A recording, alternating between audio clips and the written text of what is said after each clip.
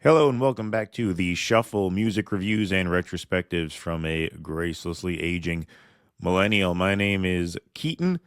Welcome back. Hope everybody had a safe and happy new year. It is January. We turn the calendar over to the year 2026. And so I thought of an idea for a New Year's project for the month of January to commemorate different albums that have their golden anniversary in 2026. So, albums that turn 50 years old this year, which means these are releases from 1976. And part of what gave me the idea to do this is because the other series that I'm starting with is top five albums of every year, starting from the year I was born, which was 1986, since I am celebrating my 40th anniversary this year.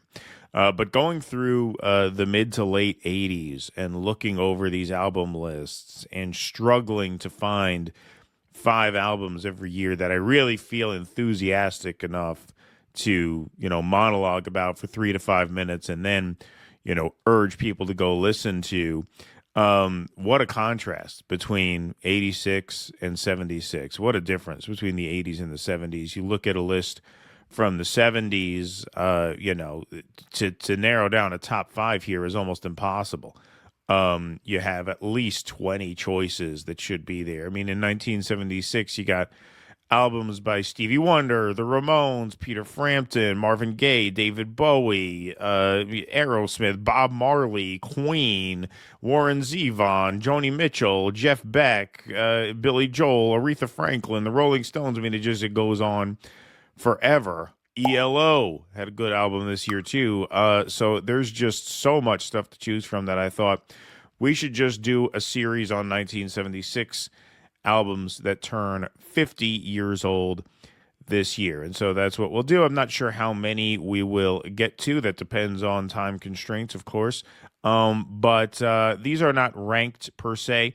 I don't even love every album that I'll talk about in this series per se, but there are certain albums like, Hotel California by the Eagles came out this year. I don't love that album, but that's probably worth doing an episode on since it is obviously a landmark album that just made its way into the zeitgeist in the way that few albums really could, and has some enduring power to this day. But there are so many pieces of music from this year that I feel are worth commemorating, and I'll start off with what is probably, I have to look a little closer, but it's almost certainly my favorite album from 1976. It's one of my favorite albums by one of my favorite bands ever, and that is The Royal Scam by Steely Dan. The Royal Scam came out in, of course, May of 1976, released on May 31st of that year.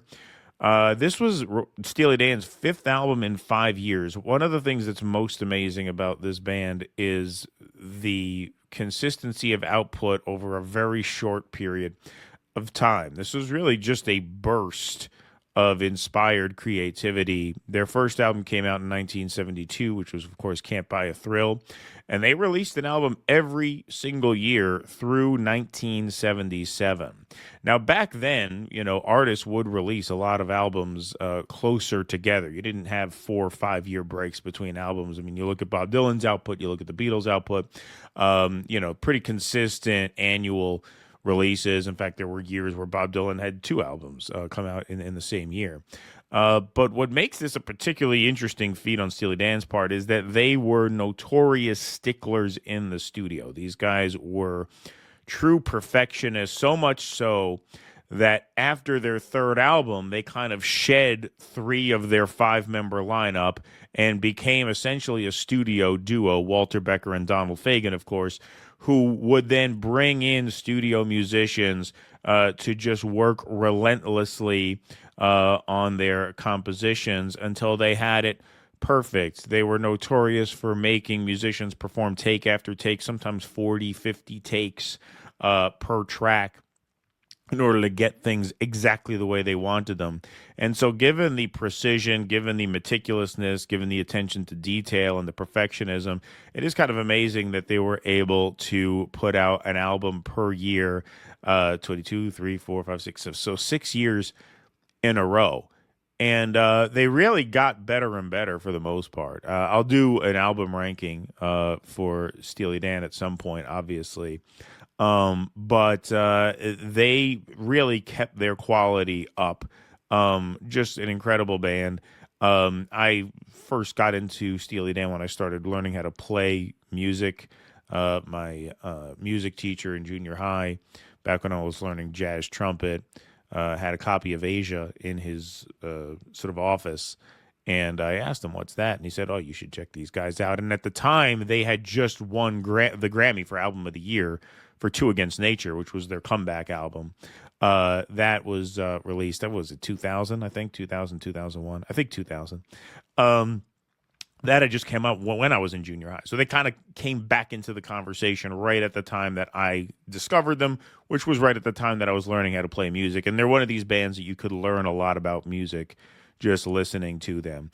This album, The Royal Scam, is their most guitar forward album, which kind of makes it the closest thing to a rock album that they ever put out. But of course, that's really not how I would choose to explain it. They're not quite rock, they're not quite blues, they're not quite jazz, they're not even quite fusion. They are their own thing. And while the guitars really shine on this album, there's plenty more to recommend it. On the Caves of Altamira, which is track 2, you have this great horn section part. There's a song called Sign In Stranger, which is terrific, great piano work from a guy named Paul Griffin. Paul Griffin was one of the studio musicians that they brought in here, and he had performed with just a who's who of the greats of the day. He recorded with Bob Dylan, Aretha Franklin, Paul Simon, John Denver, Van Morrison, Peter, Paul, and Mary. Just one of these real prolific studio performers who's terrific on this track, Sign In Stranger. He also played on Asia, which is the 1977 follow-up to the Royal Scam by Steely Dan. But of course, the real star of the album is guitarist Larry Carlton, who is another great studio musician. He has 2 really great guitar solos on this album, and he plays on several tracks, but the 2 standout moments are on Don't Take Me Alive and Kid Charlemagne, both in true Steely Dan fashion, impeccable songs about shady characters doing bad things. Don't Take Me Alive is lyrically very straightforward. It's about a cornered criminal on a police suicide mission, basically asking the cops to kill him rather than take him alive. Great solo on there, great guitar work, great lyrics on that as well. But then really the crown jewel of the album is Kid Charlemagne, which is the opening track. One of the best opening tracks on any album ever. One of my favorite songs of all time. It's a truly perfect composition. And like Don't Take Me Alive, like I said, about a notorious criminal, Kid Charlemagne is about the infamous San Francisco LSD alchemist named Alzy Stanley, with lyrics pretty explicitly nodding to him, clean this mess up or else we'll all end up in jail. Those test tubes in the scale, just get it all out of here. Just a perfect song, a perfect groove, great organ groove laid down by Donald Fagen, a great vocal melody. By the way, the part of one of the choruses here was sampled for all you kids out there in the 2007 Kanye West song Champion off the Graduation album.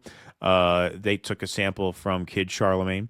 Great lyrics, and of course, just an immaculate guitar solo by Larry Carlton. Talk about lightning in a bottle. This was an improvised guitar solo in one take. It wasn't composed. It wasn't pre-written.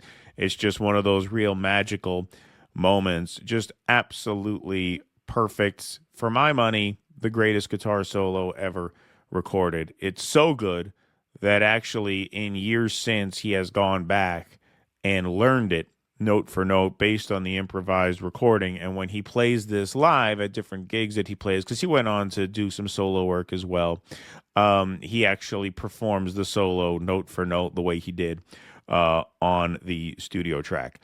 So just an absolutely amazing song and an amazing outro too. In fact, my only criticism of this song is that it's too short.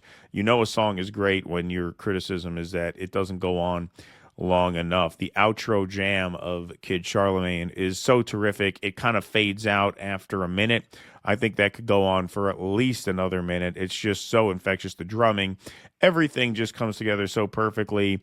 And this is just a terrific album. You can see the full track list here: Kid Charlemagne, Caves of Altamira, Don't Take Me Alive, Sign In Stranger, The Fez, Green Earrings, and Haitian Divorce. Those are great tracks as well. There's really not a weak spot on this album. Every track offers its own little cookies, whether it's a piano solo, guitar solos, horn sections, great lyrics all the way through.